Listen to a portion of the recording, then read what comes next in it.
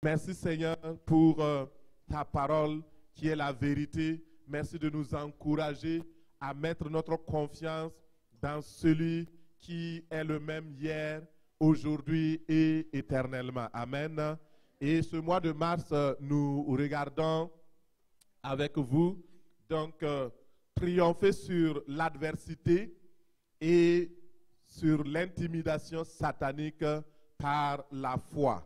C'est vraiment un thème très important, frères et sœurs. Et je vais juste faire l'introduction. Je bénis le Seigneur pour le pasteur Kwamena qui était avec nous la semaine passée. Il a abordé la question de la foi, comment nous pouvons mettre notre foi pour toucher le vêtement du Seigneur. Et cette foi nous donne d'avancer et de recevoir les résultats. Et c'est vraiment important. Et beaucoup de choses peuvent se passer dans notre vie. Les gens peuvent se mettre contre nous. Les ténèbres peuvent se coaliser contre nous. Les sociétés maléfiques peuvent travailler contre vous. Mais ce qui est important, c'est de savoir que dans toutes ces choses, nous sommes... Dans toutes ces choses, nous sommes... Amen. C'est ça la vérité. La parole de Dieu ne ment pas. Vous avez vu une preuve que Dieu veille sur sa parole. Ouvrons nos Bibles sans plus tarder dans le livre de 1 Pierre 5, verset 8. Lisons la parole de Dieu. Et ce matin, le Seigneur va nous aider à avancer. 1 Pierre 5, verset 8 nous dit, « Soyez sobres, veillez. » Quand vous commencez à lire la parole de Dieu, n'allez pas rapidement. Ne lisez pas comme un roman, comme un livre vulgaire. Soyez attentifs, parce que dès que vous avez ouvert la parole de Dieu qui est la Bible, lorsque la Bible est ouverte, vous dites à Dieu, me voici, parle-moi. C'est une attitude où vous venez dire à Dieu, écoute, je suis là, parle-moi. La Bible, c'est comme la bouche de Dieu qui est ouverte pour vous parler. Et lorsque vous lisez, attendez-vous à lui. Il dit, soyez sobres, veillez. Je m'arrête là. Seigneur, pourquoi tu me dis d'être sobre? Pourquoi tu me dis de veiller? Si je ne veille pas, quelles sont les conséquences qui peuvent advenir? Si je ne suis pas sobre, quels sont les impacts, les effets négatifs sur ma vie? Le Seigneur va répondre à cette question. Il dit, soyez sobres, veillez, parce que vous avez un adversaire. Votre adversaire, le diable, rôde comme un lion rugissant, cherchant qui il dévorera. Et il nous dit au verset 9, la conduite à tenir. Résistez-lui avec une foi ferme, sachant que les mêmes souffrances sont imposées à vos frères dans le monde. Le Dieu de toute grâce, qui vous a appelé en Jésus-Christ à sa gloire éternelle, après que vous aurez souffert un peu de temps, vous perfectionnera lui-même, vous affermira, vous fortifiera et vous rendra inébranlable. À lui seul soit la puissance au siècle des siècles. Amen. Gloire à Dieu. Il y a une personne qui a dit que si vous connaissez votre adversaire autant que vous vous connaissez vous-même, vous pouvez gagner sans bataille, sans subir la moindre défaite ou la moindre perte. Et moi, je vous dis que si vous connaissez votre adversaire, vous êtes plus que vainqueur. Alléluia. Et la connaissance de votre adversaire, c'est tellement important. Ceux qui regardent la boxe, ils savent que tu dois surveiller ton adversaire. Si vous n'aimez pas la boxe, prenez le soccer, le football. Lorsque Pourquoi actuellement, les joueurs passent plus de temps à visionner des vidéos, des films de leur adversaire qu'à jouer sur le terrain? C'est pour observer comment l'équipe adverse joue pour mieux donc contre-attaquer et gagner la victoire. Si les gens de ce monde sont sages, intelligents pour faire ces choses, nous aussi, nous devons regarder comment notre adversaire fonctionne pour mieux gagner nos batailles. Et ce matin, nous allons regarder comment notre adversaire fonctionne. Et je dis à quelqu'un, tu as un adversaire. Veux pas, tu as un adversaire. La Bible a dit que tu as un adversaire. Ce n'est pas moi qui ai dit. Et la parole de Dieu ne ment pas. Il dit que tu as un adversaire. Il dit d'être sobre, veillé, parce que votre adversaire, ton adversaire, mon adversaire, il rôde. Il rôde. Il rôde. Il cherche qui il va dévorer. Donc le premier point que nous voyons aujourd'hui, mieux connaître notre adversaire pour mieux gagner nos batailles. Qui est notre adversaire? Et dans ce que nous avons lu, la Bible dit que notre adversaire s'appelle le diable. Dans le livre de Ézéchiel 28, versets 14 à 17, on le décrit comme étant Diabolus. Ce qui veut dire celui qui divise, qui désunit. Il s'appelle le trompeur, le calomniateur. Alors, donc vous comprenez déjà, là où il y a l'esprit de tromperie, de dispute, l'esprit de désunion qui divise, il y a le diable là-bas. Sans doute, que vous le croyez ou pas, sa main est là. Son nom était Lucifer, ce qui veut dire astre brillant. Il y a beaucoup qui appellent aujourd'hui le diable ou Satan ou tout ce que vous voulez. Il y a beaucoup de noms, on va les citer, on va regarder qu'est-ce que ces différents noms dans la Bible. Et il s'appelait Lucifer, il ne s'appelle plus Lucifer, il s'appelle maintenant Satan. Avant, il était un astre brillant. C'est un être spirituel qui était plein de sagesse et de beauté. Chérubin, c'était un ange protecteur. Mais comment est-il tombé? Comment est-il devenu Satan? À cause de son orgueil, il a voulu prendre la place de Dieu. Il a corrompu même un tiers des anges de Dieu et a entraîné une rébellion. Mais heureusement, il a perdu la bataille. Quand vous lisez dans Ézéchiel, on dit qu'il était un chérubin protecteur aux ailes déployées. Ça veut dire un ange qui était proche, très très proche de Dieu. Quand il a été créé, Dieu lui avait fabriqué donc des tambourins, des instruments de musique, des instruments pour l'adoration, et il portait la louange et l'adoration pour Dieu.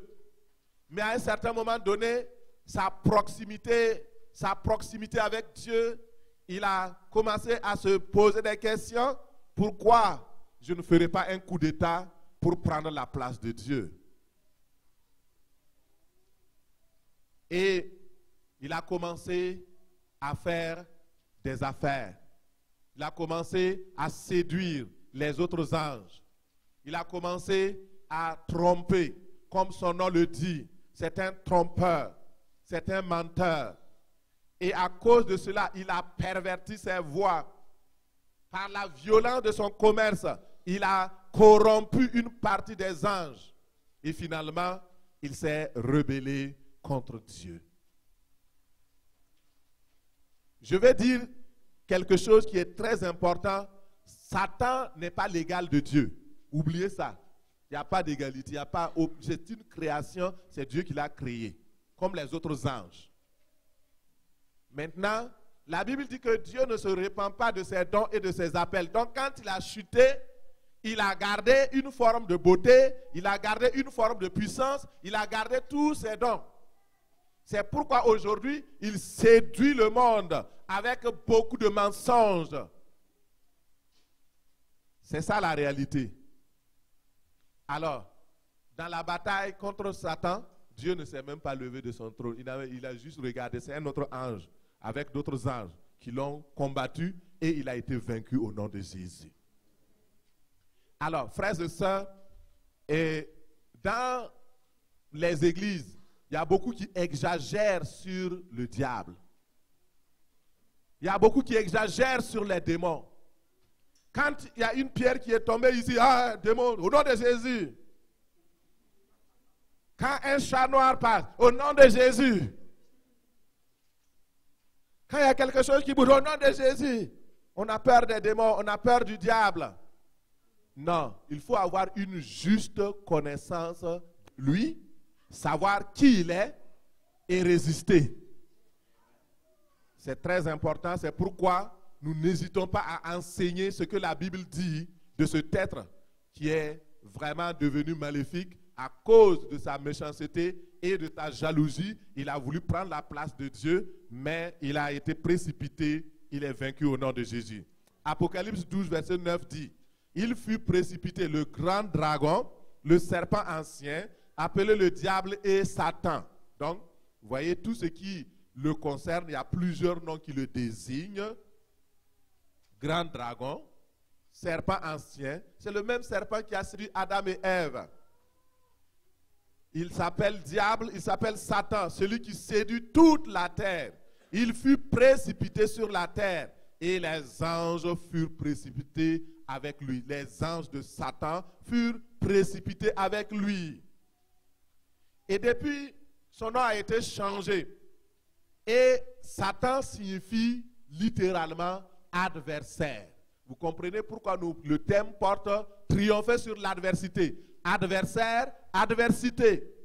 C'est l'adversaire qui amène l'adversité. Et au-dessus, il est très prétentieux. Il veut même, en fait, il a construit un empire et lui, il travaille à s'asseoir au-dessus du trône de Dieu. Il n'a pas laissé. Au lieu d'accepter sa défaite, il refuse. Il est très prétentieux. Et dans 2 Thessaloniciens 2,4, on l'appelle l'adversaire qui s'élève au-dessus de tout ce qu'on appelle Dieu ou de tout ce qu'on adore, jusqu'à s'asseoir dans le temple de Dieu et se proclamer lui-même Dieu. Vous comprenez? Il veut. Très prétentieux. Dieu trouva de l'iniquité en lui parce qu'il voulait, par envie, par jalousie, s'élever plus haut que son Créateur et devenir semblable à lui. C'est là l'origine du mal, c'est là l'origine du péché. Si vous ne comprenez pas ça, vous allez accuser Dieu de beaucoup de choses.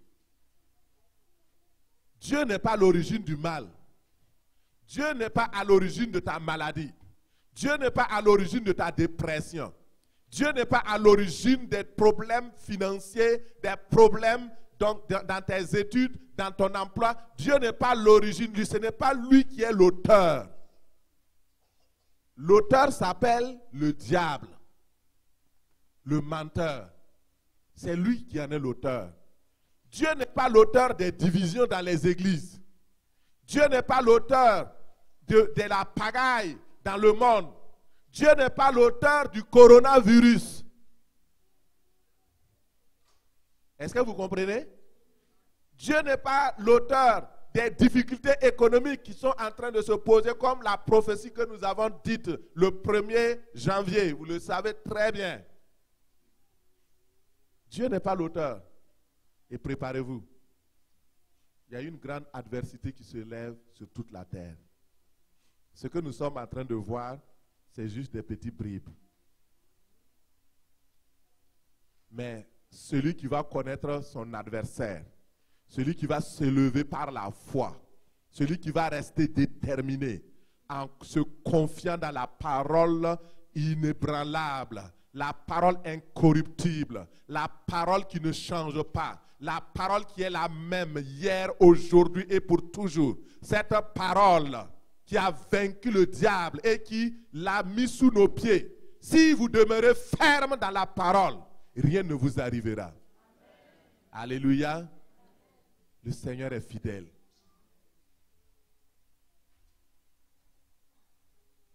L'origine du mal, c'est là. Et nous voulons mieux connaître notre adversaire pour mieux gagner nos batailles. Il y a 3 attitudes face au diable.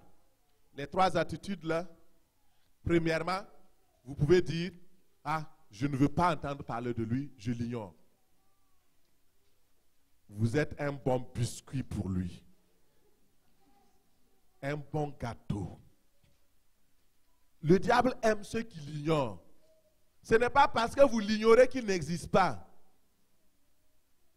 Ce n'est pas parce que vous l'ignorez qu'il ne va pas agir dans votre vie ou contre votre vie. Il y a ceux-là maintenant qui se mettent avec lui, qui s'attachent au diable et qui disent, oui, tu es mon patron, je vais travailler pour toi. Ça, c'est une deuxième attitude. Et il y en a beaucoup. Actuellement, beaucoup de monde travaille de connivence avec le diable. Et ils sont des agents sataniques. Et faites attention. Le Seigneur m'a prévenu. Il s'est révélé à moi un jour. Le Seigneur Jésus s'est apparu à moi. Il a dit, fais attention. Dans les temps qui vont venir, la copie sera tellement conforme à l'original qu'il sera difficile de faire la différence. Frères et sœurs, le monde est rendu dans un moment où Satan s'acharne. J'ai vu une vidéo que un pasteur m'a envoyée. Je ne veux pas envoyer, je ne veux pas projeter ça parce qu'il y a beaucoup d'enfants ici.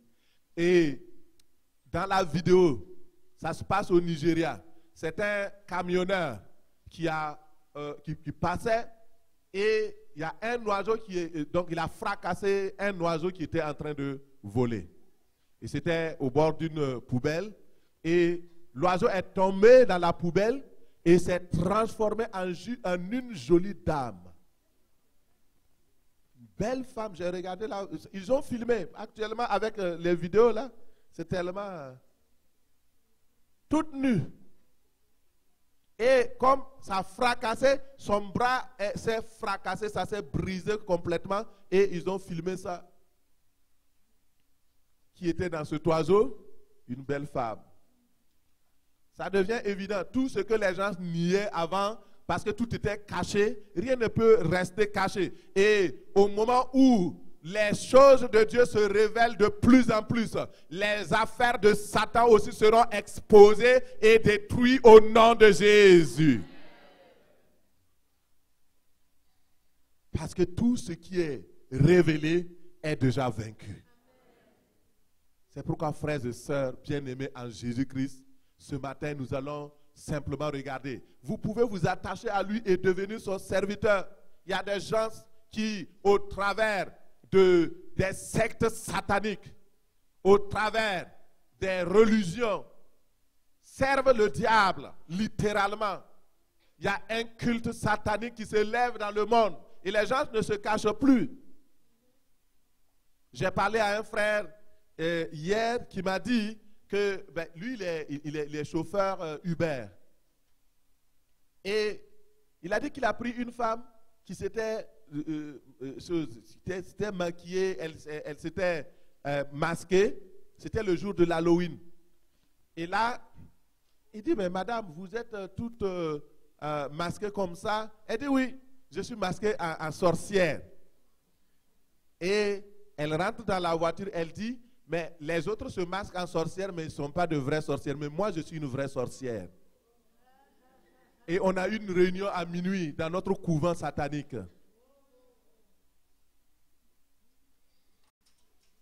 Ça ne se cache plus.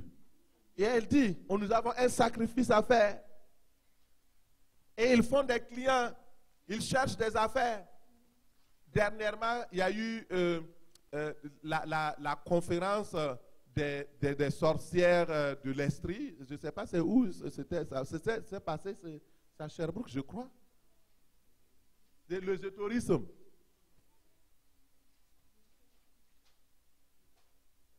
Ils ont fait une conférence de plus de 250 sorcières et sorciers qui sont venus dans des clubs ésotériques pour présenter, chacun vient présenter son club. Je crois que c'est à Sherbrooke, non? Il y a eu un à Sherbrooke ici. Alors, les enfants de Dieu, est-ce qu'on va rester comme ça à regarder puis cacher la tête comme l'autruche? Ah non, Satan, je ne te vois pas, donc tu ne me vois pas? Non. Troisième attitude, il faut l'affronter en tant que votre adversaire. C'est la position des véritables enfants de Dieu. Ne pas avoir peur de votre adversaire. Parce que le Seigneur est avec nous. La Bible dit que celui qui est en nous, avec nous, est plus fort que celui qui est au dehors. Ah, il faut commencer à bosser la parole. Hein? Parce qu'il y a certaines paroles, quand on dit, on s'attend à ce que le peuple réponde. Celui qui est en nous est plus fort que celui qui est au dehors. Qui est au dehors? Notre adversaire. Qui est en nous? Le Saint-Esprit de Dieu. Christ vit en nous. Alors nous n'avons pas peur au nom de Jésus. Ce sont les démons qui doivent trembler à notre présence. Ce sont nos adversaires qui doivent fuir à notre présence. C'est ça. Il est nécessaire d'avoir une idée juste sur le diable parce que la Bible mentionne cet être fréquemment. De façon précise. La Bible présente le diable comme notre adversaire. Vous ne pouvez pas vivre une vie chrétienne victorieuse sans connaître votre adversaire. Le diable, c'est le chef des démons. Il s'appelle aussi l'adversaire, Bélial, ce qui veut dire méchant, accusateur, destructeur, malin. Il s'appelle Belzébul, prince des démons, tentateur. Il s'appelle le mauvais, l'ennemi de nos âmes, le prince de ce monde de ténèbres, le dragon, l'accusateur, etc., etc. Dans la Bible, on le voit. Alors, l'adversaire de nos âmes cherche toujours à arracher de notre cœur la semence de la parole. C'est son but. Il veut détruire notre communion avec Dieu. Il cherche à nous détourner de notre appel. Et il veut vraiment détruire. Et sachez que votre adversaire et mon adversaire, il rôde comme un lion rugissant. Autrement, le diable erre ça et là, en attendant de commettre un mauvais coup. C'est un malfaiteur. Et cela nous montre qu'il n'est pas omniprésent. Si on dit qu'il erre ça et là, ça veut dire qu'il n'est pas partout. Alléluia. Heureusement pour nous. Il n'est pas omniprésent. Il n'est pas omnipotent. Il n'est pas omniscient. Il est limité. Et c'est pourquoi nous, avec Christ, nous sommes illimités. Alléluia. Il n'a pas de pouvoir sur nous. Mais il rôde. Le lion attaque par plusieurs façons. Pour délimiter son terrain, pour appeler les autres personnes, il va rugir. Et quand un lion rugit, ça va à des kilomètres. Ça peut aller même à 5 kilomètres. Et le diable ne s'oppose pas seulement à un adversaire, mais il multiplie, il intimide. Et il multiplie les actes de pression, les actes de violence. Quelle est la mission du diable? Jean 10, 10. La mission du diable, c'est quoi?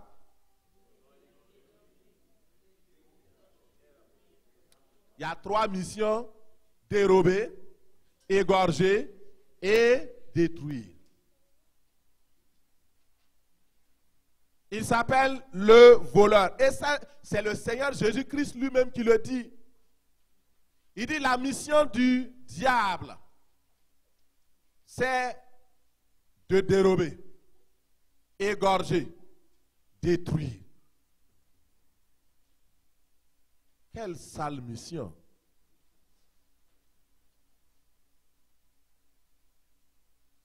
Dans le psaume 22, 13, il dit qu'il ouvre la bouche, la gueule. Il cherche qui dévorer. Pour déchirer, il rugit. Il sème la peur, l'intimidation. Alors, prenons le dérober. Qu'est-ce qu'il veut dérober dans ta vie? Tu peux noter rapidement. La première chose qu'il veut dérober, c'est le salut que le Seigneur t'a donné. Il veut dérober ça rapidement. Il veut te reprocher ton passé. Il veut enlever ton espérance. Il veut enlever ça rapidement. Il veut enlever ta joie, la paix que le Christ t'a donnée. Il veut voler ton temps en te faisant occuper par des affaires inutiles. Il veut voler tes biens, tes richesses. Il veut voler ta bonne humeur, ta relation avec Dieu, ta relation avec les frères, ta communion avec les frères. Il veut voler tout cela. C'est un voleur. Il veut voler ton identité. C'est un voleur. Deuxièmement, il veut égorger.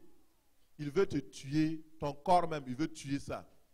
Dès que tu deviens un enfant de Dieu, il est contre. Tuer le corps, faire payer trop cher. Égorger, ça veut dire faire payer trop cher. Tuer, assassiner, en tranchant la gorge et boire le sang. Le diable aime boire le sang des enfants de Dieu. C'est ça sa mission. Égorger. Détruire. Qu'est-ce qu'il veut détruire? La première chose que le diable veut détruire dans ta vie, c'est ta destinée. Dieu a des projets merveilleux pour toi. Il a des projets merveilleux pour ta famille. Mais le diable veut détruire ces projets-là. Il veut détruire ta destinée. Il veut détruire ton espérance. Il ne faut pas le laisser. Détruire ta vie, les projets, ta santé. Il veut détruire cela. Détruire tes bénédictions.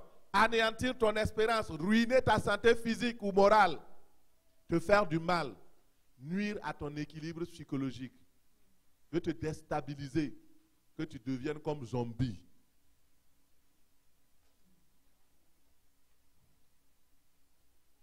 Ça. Votre adversaire cherche quelqu'un qui va se laisser dévorer. Le lion attaque sa proie par surprise. En s'embusquant sur le passage, cet animal va s'élancer d'un bond pour dévorer sa proie. Mais s'il a manqué son coup, il va essayer juste une fois, deux fois, et après, il abandonne. C'est la même chose. C'est pourquoi Dieu le compare au lion. Quand le diable essaie une fois, il ne vous a pas eu. Deuxième fois, il ne vous a pas eu. Troisième fois, il ne vous a pas eu. Il plie sa queue et il s'en va. Pour chercher un moment favorable.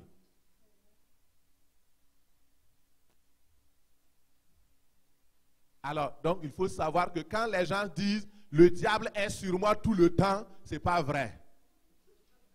La Bible dit que ce n'est pas vrai.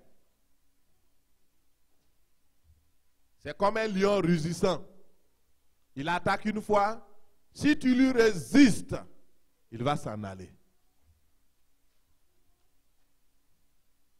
Alors, frères et sœurs, c'est tellement important ce matin de découvrir la mission de cet ennemi maléfique, de cet adversaire qui vient et qui veut vraiment dévorer. Nous allons voir les stratégies maintenant, et on va terminer par là. On va voir deux stratégies qu'il utilise. La première stratégie que le diable utilise, c'est l'adversité.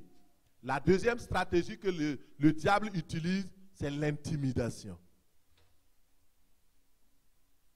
Nous allons voir ce que c'est que l'adversité, rapidement. Frères et sœurs, c'est tellement important, mon frère. L'adversité, c'est quoi? Ce sont des événements malheureux, des difficultés, des revers de fortune que l'ennemi envoie pour troubler la vie des gens. Notre adversaire va utiliser l'adversité pour provoquer des malheurs, s'opposer à notre marche, à notre destinée et à notre bonheur. C'est ce qu'il fait. Lorsqu'une personne croit la bonne nouvelle du salut en Jésus-Christ, cette personne reçoit le pardon de ses péchés. Il devient enfant de Dieu. Cette personne est libérée de l'emprise, de l'esclavage du diable. Et il est transporté dans le royaume de gloire de Dieu. Et l'ennemi qu'il avait vaincu, qu'il avait en esclavage, il ne va pas rester les bras croisés. Il va essayer de ramener cette personne-là dans son giron. comme Pharaon a cherché à détruire les enfants de Dieu qui étaient en Égypte, ainsi l'adversaire, il va essayer de rattraper les enfants de Dieu. Et l'image des enfants de Dieu en Égypte, des Israélites, est vraiment très pertinente ici.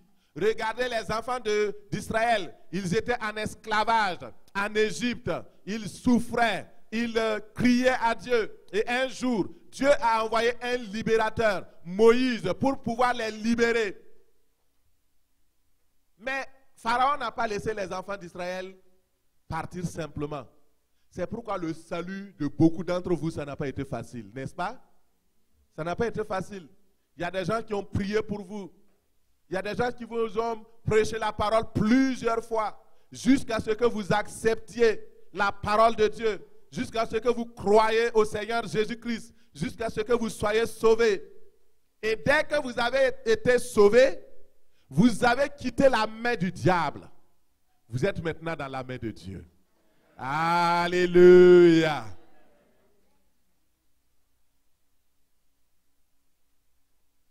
Avant, tous, on était esclaves de l'adversaire.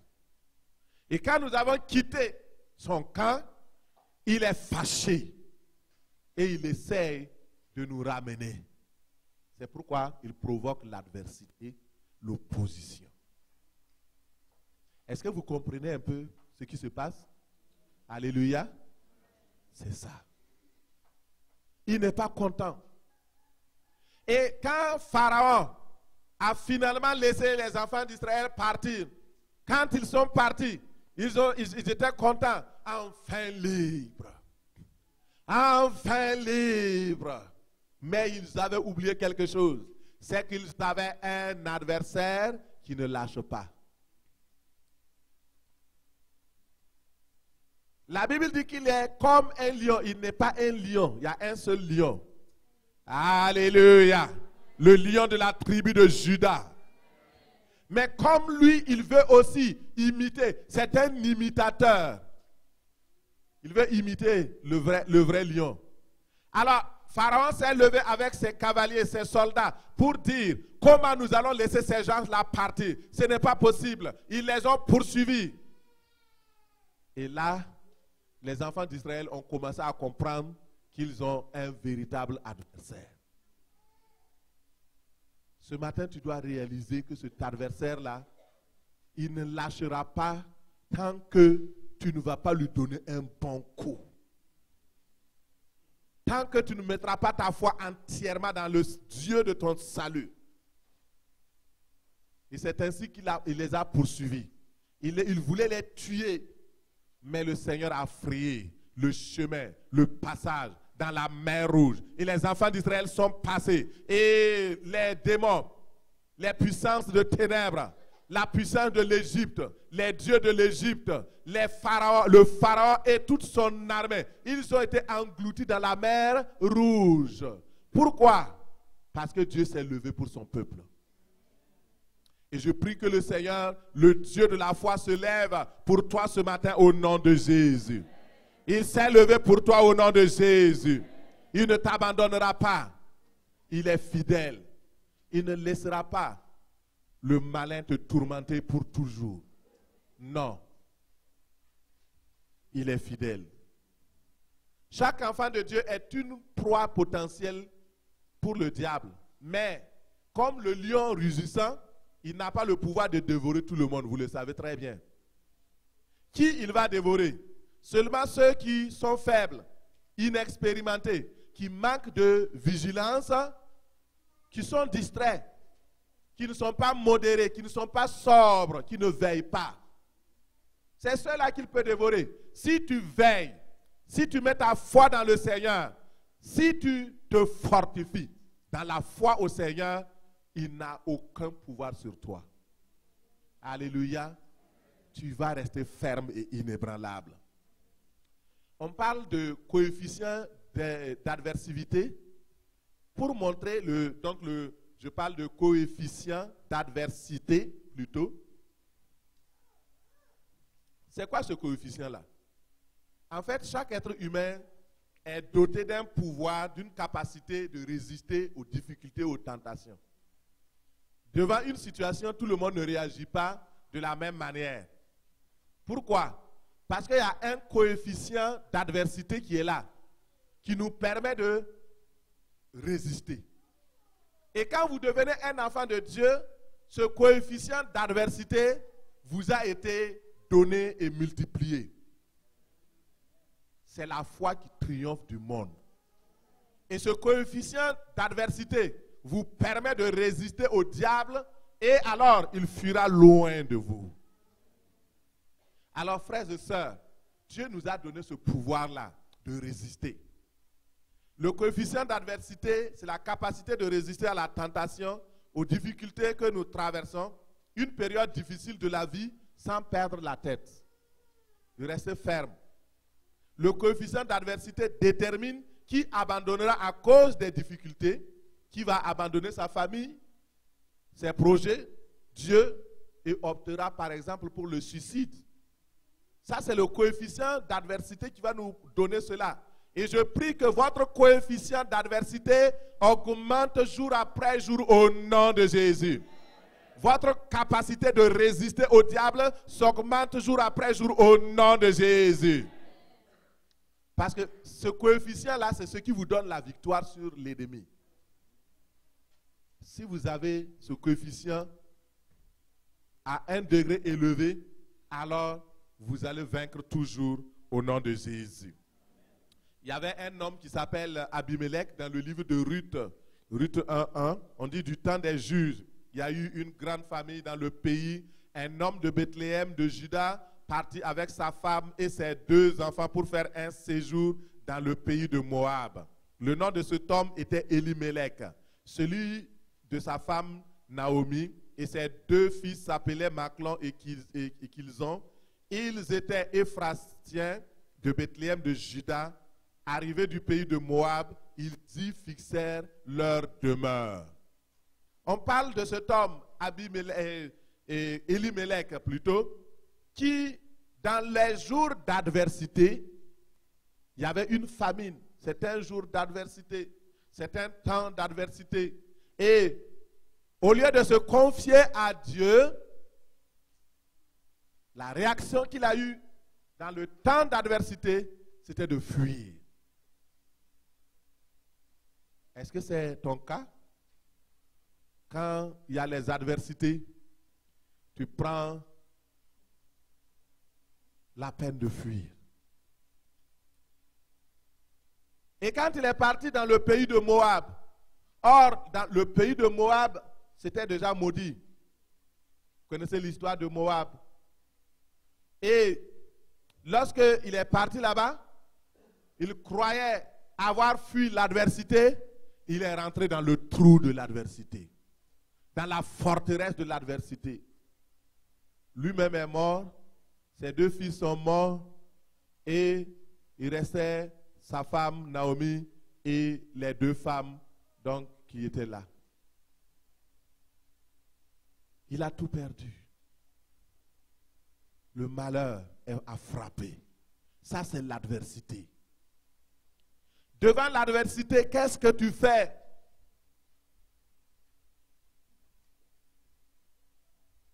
Le but de l'adversité, c'est d'abord que tu quittes ta position. Le diable amène l'adversité pour que tu quittes ta place. Pour que tu quittes ton confort. Pour que tu quittes le bonheur. Mais il y a une attitude à faire dans les temps d'adversité. Lisons dans Ecclésiaste 10, verset 4, il dit, si l'esprit de celui qui domine s'élève sur toi, si l'esprit de celui qui domine s'élève contre toi, ne quitte point ta place, car le calme prévient de grands péchés. Je voudrais entendre un amen. Il dit, si l'adversaire, si son esprit s'élève contre toi, s'il amène l'adversité, ne change pas de position, ne fuis pas, n'aie pas hâte de fuir. Pourquoi? Parce que le calme prévient de grands malheurs, si vous restez calme, le Seigneur va vous délivrer.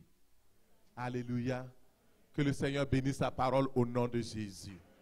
Que le Seigneur bénisse sa parole au nom de Jésus. Merci Seigneur. Restez calme.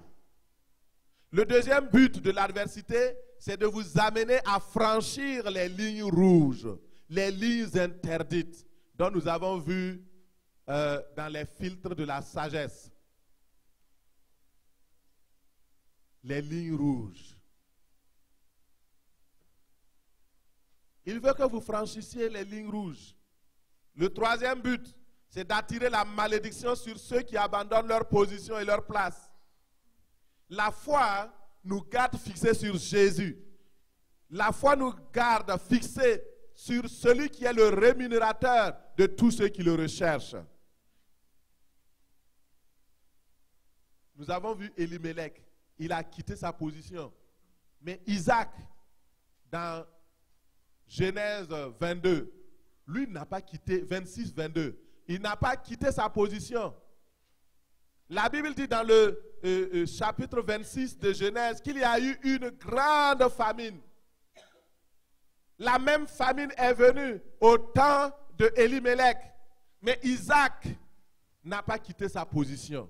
Il voulait quitter, mais Dieu lui a dit non, ce n'est pas le temps de quitter. Il dit à Dieu, mais il y a la famine, comment on va vivre avec ma femme et mes enfants? Il dit non, reste, je vais pourvoir. Alléluia. Et quand il est resté, la Bible dit que Isaac semant en ce lieu pendant le temps de la famine et il récolta au centuple parce que Dieu le bénit. Pendant le temps d'adversité, garde ta position. Alléluia. Alléluia. Job était un homme qui a connu l'adversité. On va revenir sur son cas. Une adversité que personne dans ce monde, peut-être, je ne sais pas dans quel pays ça s'est passé, mais moi, à ma connaissance, l'adversité que Job a connue, il n'y a personne qui a vécu ça. C'était tellement horrible et tellement terrible. Et à un moment donné, Satan vient utiliser le dernier rempart qui restait pour protéger Job. Le dernier rempart dans votre vie, c'est votre femme. Tout le monde peut vous abandonner, mais le jour où votre femme vous abandonne, vous êtes cuit. C'est pourquoi en ce jour d'anniversaire, donc la journée internationale donc des femmes, c'est bon d'honorer votre femme. Alléluia, je lui ai envoyé une belle fleur électronique ce matin.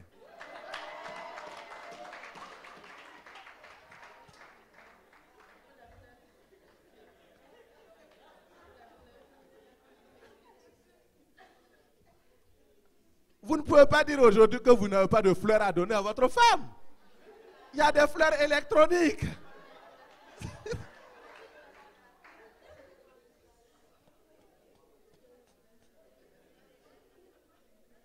Alléluia. Vous voulez qu'elle vous aime? Donnez-leur des fleurs. Alléluia. Alléluia. Merci Seigneur. Et donc, dans le cas de Job, le dernier rempart qui était là pour normalement le consoler, le soutenir, l'appuyer, l'encourager, elle vient remplie de la pensée de l'adversaire. Il dit à Job, maudit Dieu et meurt. Est-ce que c'est la solution?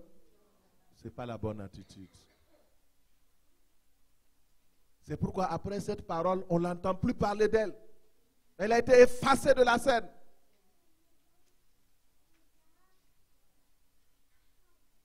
Dans l'adversité, dans le feu de l'adversité, sachez que le Seigneur est toujours avec vous. Il ne vous a pas abandonné. Il ne vous abandonnera pas. Il dit, si tu es dans le feu, je serai avec toi. Si tu traverses les eaux, je serai avec toi. Je te garderai. Il dit, même tes cheveux sont comptés. Alléluia. Le Seigneur est bon. Il est le Dieu qui nous aide à confronter, à avancer. Comment faire face à l'adversité? Dans 1 Samuel 30, verset 1, lorsqu'on parle de David, nous allons terminer par là avec la prière. 1 Samuel 30, verset 1. Lorsque David arriva le 3e jour à Siklag avec ses gens, les Amalécites avaient fait une incursion dans le midi à Siklag. Ils avaient détruit et brûlé Siklag. Après avoir fait prisonnier les femmes et tous ceux qui s'y trouvaient, petits et grands, ils n'avaient tué personne. Mais ils avaient tous amené tout ce qui était et ils s'étaient remis en route. David et ses gens arrivèrent à la ville et voici, elle était brûlée et leurs femmes, leurs fils, leurs filles étaient amenés captifs. Alors David et le peuple qui était avec lui élevèrent la voix et pleurèrent jusqu'à ce qu'ils n'eussent plus la force de pleurer. Les 2 femmes de David avaient été amenées, Ahinoam de Jezreel, Abigail de Carmel, femme de Nabal. David fut dans une grande angoisse, car le peuple parlait de le lapider, parce que tous avaient de l'amertume dans l'âme, chacun à cause de ses fils et de ses filles. Mais David reprit courage en s'appuyant sur l'Éternel, son Dieu. Voici un épisode vraiment très douloureux. David était avec son armée, ils étaient sortis pour la bataille et voici l'adversaire, identifié ici sous le nom de Amalécites, sont venus, ils ont ravagé tout son camp. Ils ont pris les femmes et les enfants, ils ont pris toutes les richesses, ils ont tout pris. Nous voyons une mission de l'adversaire ici qui est de tuer, de voler, de détruire. Il a tout pris, il a provoqué le découragement, la honte et la défaite. David était dans une grande angoisse et les gens voulaient le lapider. Le roi David qui a vaincu Goliath. Voici ce même roi face à une situation d'adversité extrême. Ça ne veut pas dire que hier vous avez battu votre Goliath. C'est vrai, vous avez coupé sa tête, c'est bon. Mais il y a les Amalécites. Il y a d'autres formes d'usage que le diable utilise, d'autres stratégies. Frères et sœurs, il utilise des stratégies d'attaque pour faire perdre. Et les pertes étaient énormes. L'ennemi avait frappé fort. Mais ce qui est encourageant ici, nous allons voir comment résister à l'adversité, comment faire dans les jours d'adversité. Dans les jours d'adversité, quand tu sens gronder l'orage, regarde en sécurité, à crisser, reprends courage. C'est ce que David a fait. La première chose, reprendre courage par la foi. Je ne sais pas dans quelle adversité tu te trouves maintenant, mais David, pour son cas, malgré la douleur, malgré les pertes, malgré les circonstances contraires, David a eu la force pour reprendre courage. Ma sœur, reprends courage. Dis à la personne à côté de toi, ne t'alarme pas, reprends courage. Reprends courage, ma sœur. Reprends courage, mon frère. Reprends courage. Le but de l'adversité, le premier but, c'est de nous décourager. Mais tu dois prendre courage. Chaque chose a une fin. Il n'y a pas quelque chose qui n'a pas de fin. Et la fin de ton adversité est là maintenant au nom de Jésus. Reçois cela au nom de Jésus. Notre Dieu s'appelle l'alpha et l'oméga. Il est l'alpha de ton bonheur, la fin de ton adversité. Il le fera au nom de Jésus. Mettre sa foi en Dieu dans les jours d'adversité. Regarde à Christ, reprends courage. Mets ta confiance en lui afin de triompher de toute adversité. Deuxième chose, demande la direction à Dieu. David, dans ce cas, il a demandé à Dieu, que dois-je faire? Et Dieu lui a dit, dans 1 Samuel 38, David consulta l'Éternel en disant, poursuivrai-je cette troupe, l'atteindrai-je? L'Éternel lui dit, poursuis, car tu atteindras et tu délivreras. Alléluia. Si le Seigneur te dit de poursuivre, c'est qu'il a mis tout ce qui est nécessaire pour que tu gagnes la victoire au nom de Jésus. Troisièmement, il faut poursuivre et atteindre et délivrer. Dans le verset 9, il dit, David se mit en marche avec lui, les 600 hommes qui étaient avec lui. Ils arrivèrent au torrent de Besor où ils s'arrêtèrent. David battit depuis l'aube du jour jusqu'au soir du lendemain et aucun d'eux n'échappa, excepté 400 hommes qui montèrent des chameaux pour fuir. David sauva tout ce que les Amalécites avaient pris et il délivra aussi ces deux femmes. Il ne leur manqua personne, ni grand, ni petit, ni fille, ni fils, ni aucune chose du butin, ni rien qui avait été enlevé. David ramena tout, parole du Seigneur. Et ce matin, si tu fais face à une adversité, j'ai une bonne nouvelle pour toi. Si seulement tu mets ta foi dans le Seigneur Jésus, si tu reprends courage en comptant sur lui, si tu écoutes sa voix, et si tu prends conscience, si tu obéis à tout ce qu'il te dit, tu vas poursuivre tes adversaires. Dis Amen. Amen. Tu vas les atteindre. Amen. Tu vas délivrer tout ce qu'il a pris. Amen. Ce matin, au nom de Jésus, lève-toi et triomphe de tous tes Amalécites. Tu sauveras tout ce que les Amalécites ont pris. Tu vas délivrer femme, enfant, mari et tout ce qui est entre leurs mains ce matin au nom de Jésus. Par la foi, tout est possible. Il ne te manquera personne, ni grand, ni petit, ni fille, ni fils. Tout te sera renvoyé au nom de Jésus. La foi, c'est une arme redoutable. Il dit, résistez-lui avec une foi ferme et il fuira loin de vous. Jacques 4, 7. Soumettez-vous donc à Dieu, résistez au diable et il fuira loin de vous. Nous allons nous lever et nous allons proclamer notre victoire sur l'adversaire au nom de Jésus. Ce matin, ne te laisse pas intimider.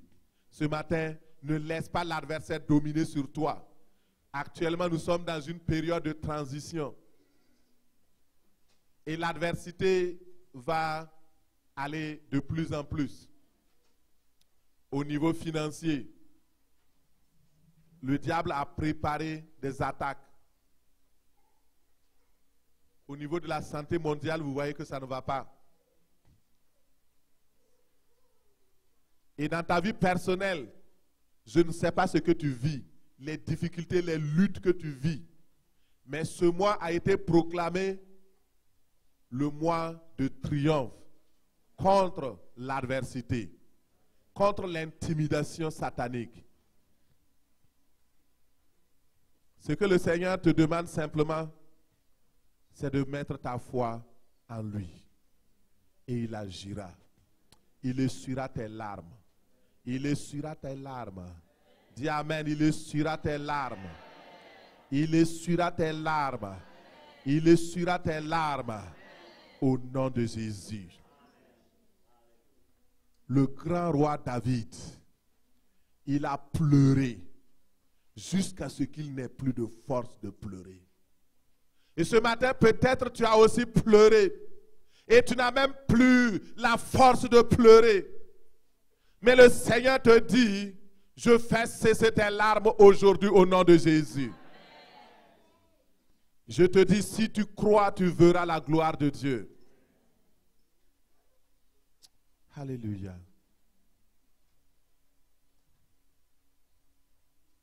Est-ce les Amalécites ont fait irruption dans ton camp pour détruire ta santé?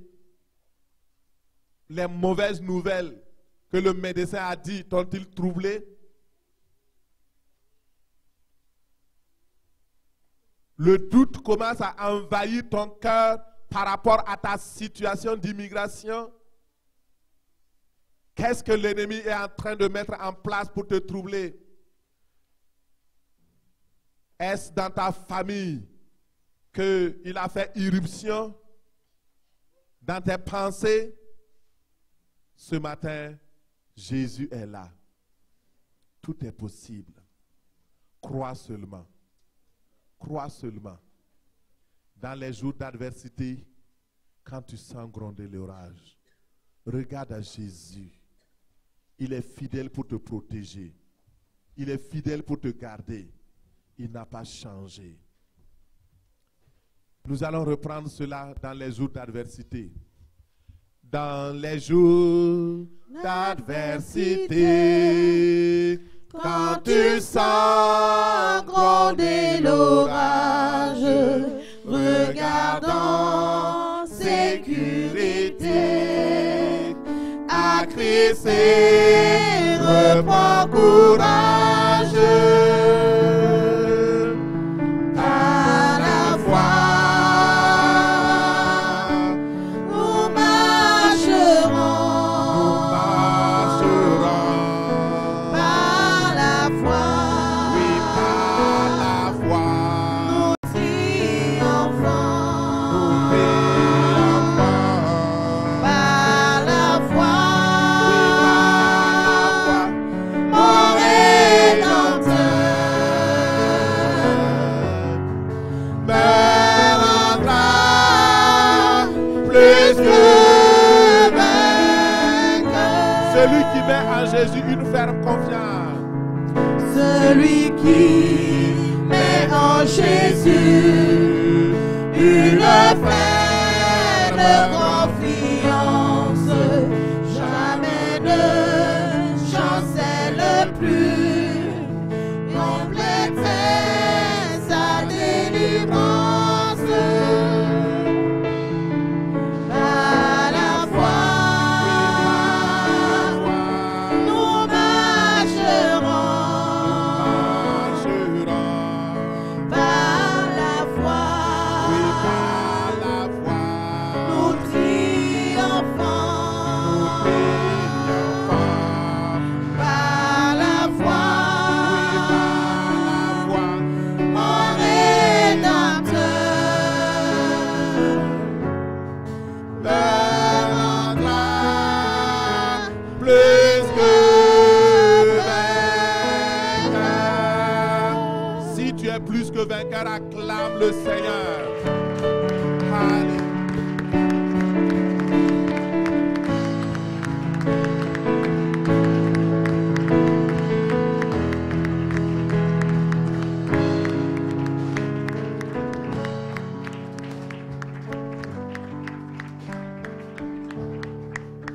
Prions. Rendons, élevez les mains vers le Seigneur. Tu vas parler à la source de ton adversité. Tu vas dire adversité, tu vas nommer son nom. Et tout ce qui était là, c'était le découragement. Peut-être pour toi, c'est la maladie. Peut-être pour toi, c'est les problèmes financiers. Le Seigneur veut que tu mettes ta foi en lui. Parle à ces découragements, à ces amalécites. Tu vas dire, vous amalécites, vous êtes vaincus dans ma vie au nom de Jésus. Parle, mais prie maintenant, priez au nom de Jésus. Dans le nom de Jésus, nous venons contre toute amalécite. Oh, dans le nom de Jésus, nous détruisons, oh, l'œuvre des amalécites. Nous poursuivons les amalécites, nous les atteignons, nous délivrons tout ce que les amalécites ont pris. Je délivre au nom de Jésus. Je délivre au nom de Jésus. Je délivre au nom de Jésus. Je délivre au nom de Jésus. Éternel Dieu des armées, merci Seigneur. Lève-toi. Merci Seigneur. Au nom de Jésus. Au nom de Jésus. Nous triomphons sur l'adversité. Nous triomphons contre l'adversité. Dans le nom de Jésus. Alléluia.